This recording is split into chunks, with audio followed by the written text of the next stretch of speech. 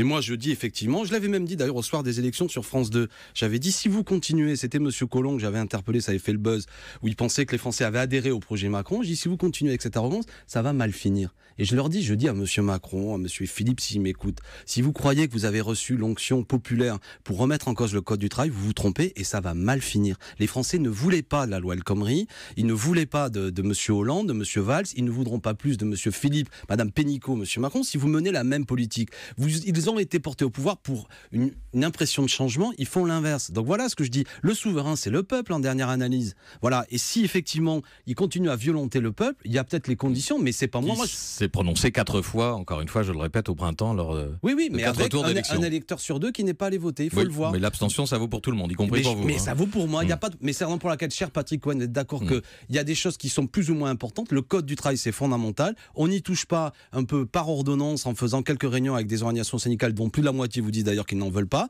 Ça pourrait être soumis à référendum. Pourquoi ils ont peur du peuple? On est d'accord avec cette idée? Tiens, je profite du micro. Monsieur Macron, Monsieur Philippe, soumettez votre réforme à référendum.